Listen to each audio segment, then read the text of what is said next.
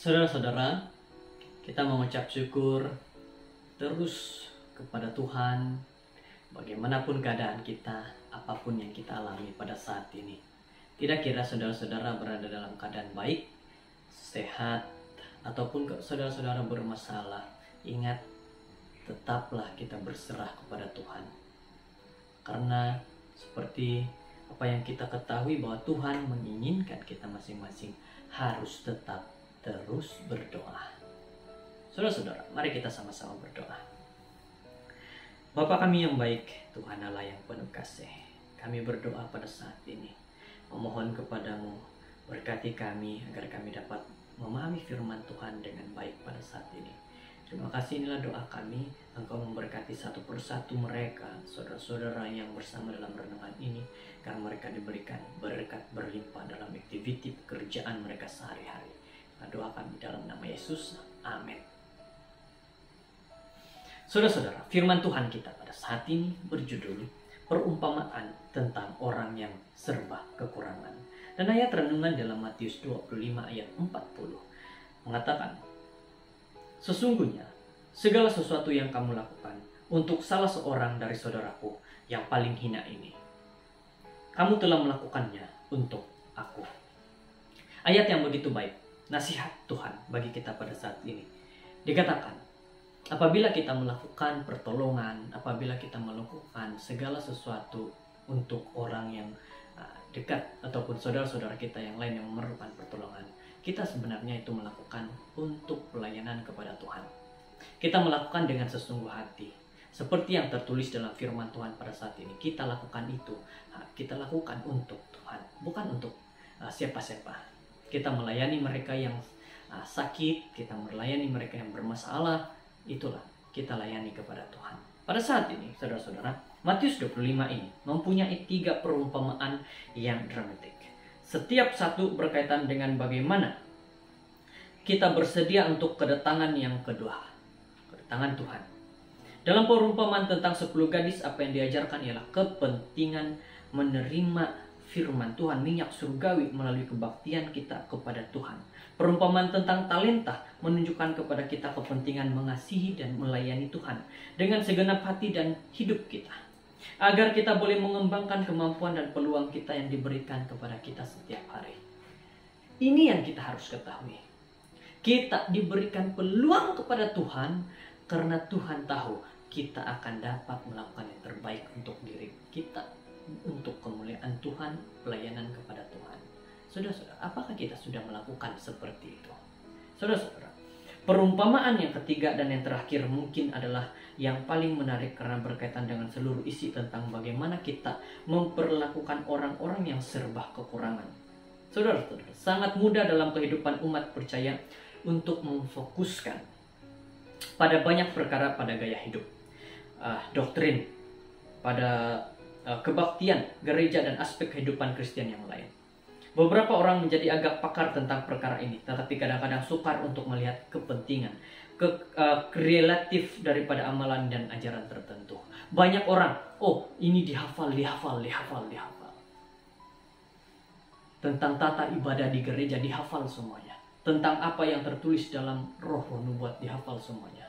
Dalam Alkitab dihafal semuanya. Tetapi satu perkara, dia tidak mengetahui bagaimana dia untuk melakukan pelayanan Tuhan. Sama saja kosong, sama saja tidak ada apa-apa. Dia hanya tahu tentang teori.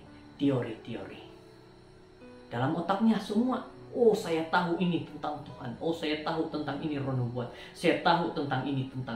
Semuanya dia tahu, tetapi satu hal, dia tidak tahu bagaimana untuk menyatakan itu kepada orang-orang di luar sana. Itulah seperti yang tertulis dalam firman Tuhan kita, ayat Alkitab pada hari ini.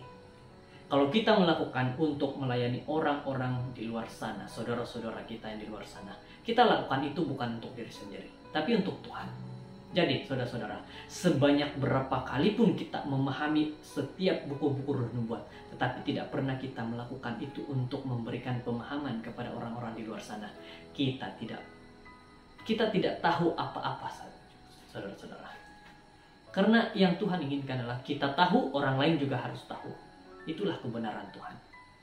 Jadi, dalam perumpamaan terakhir Yesus, hanya satu tema yang sangat penting yang difokuskan. Apakah yang kita lakukan untuk membantu orang yang serba kekurangan di sekeliling kita? Yesus mengatakan dengan sangat jelas dalam perumpamaan bahwa sebuah agama yang mengabaikan orang miskin juga mengabaikan orang miskin juga mengabaikan dia. Yesus menganggap dirinya sama seperti orang miskin yang serba kekurangan. Sehingga apa yang dilakukan untuk mereka juga dilakukan kepadanya. Nah, ini yang terus ditekankan dalam renungan kita. Melayani kepada orang-orang di luar sana. Orang-orang miskin dilayani karena Yesus katakan, apabila kita melayani orang-orang yang miskin di luar sana, kita seperti melayani kepada Yesus. Seberapa hebatnya kita pun, pendidikan tingginya kita, sehingga kita mempunyai banyak degree, banyak gelaran-gelaran dokter. Tetapi saudara-saudara, kalau tidak pernah melayani sekalipun kepada orang-orang miskin, kita seperti tidak pernah melayani kepada Yesus. Seperti yang tertulis dalam firman Tuhan saat ini. Kalau kita melayani kepada orang miskin, maka kita juga akan melayani kepada Yesus. Mazmur 40 ayat 17 yang berkata, "Aku ini sengsara dan miskin. Jika kita telah ditebus oleh darah anak domba, kita akan berusaha untuk meringankan kesengsaraan orang-orang miskin." Dan yang serba kekurangan di sekeliling kita, keluarga kita, jiran kita, tetangga kita, dan tempat-tempat kerja kita dipenuhi dengan penderitaan, dan dengan hanya pemberi persembahan tidak melunaskan hutang kita kepada Tuhan yang telah menyelamatkan kita. Jadi saudara-saudara, ada banyak sekali tempat-tempat orang-orang yang memerlukan bantuan. Kenapa? Kenapa susah kita melakukan bantuan kepada mereka? Ini yang Yesus ingin nyatakan kepada kita. Apabila melihat ke kanan, melihat ke kiri, melihat ke depan, putar ke belakang, ada saja orang-orang yang memerlukan bantuan kita saat ini. Saudara-saudara, datang kepada mereka, layani mereka seperti kita melayani kepada Yesus. Fikirkan tentang seorang yang serba kekurangan hari ini. Dan lihat apa yang boleh saudara lakukan. Apa yang boleh Anda lakukan untuk mereka. Dalam diri orang sedang menderita itu, Yesus sedang menunggu untuk bertemu dan memberkati kita dengan kasih yang sama. Yang tidak mementingkan diri yang dimilikinya. Dan ketika dia berjalan di bumi dan mengambil berat tentang semua orang. Yesus sendiri yang berkata kepada kita pada saat ini, saudara-saudara, pergi, layani mereka. Tetapi saudara-saudara, harus dengan seikhlasnya kita melayani. Bukannya kita mau melayani supaya orang di sekeliling kita, melihat dia sudah melayani. Tidak, kita melayani dengan kerelaan hati kita. Tidak perlu pun kita minta dipuji-puji untuk melayani orang-orang di sana.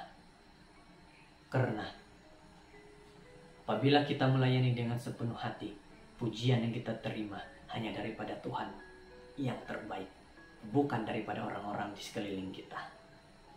Semoga firman Tuhan kita pada saat ini membuka akal pikiran minda kita untuk melayani orang-orang yang memerlukan di luar sana.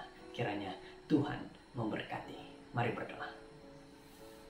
Bapa kami yang baik, kami berdoa pada saat ini, bersyukur, berterima kasih dengan kebaikan Tuhan, nasihat Tuhan, sehingga kami dapat mengikuti dengan baik bahwa kami harus melayani orang-orang di luar sana yang miskin, yang sangat memerlukan bantuan.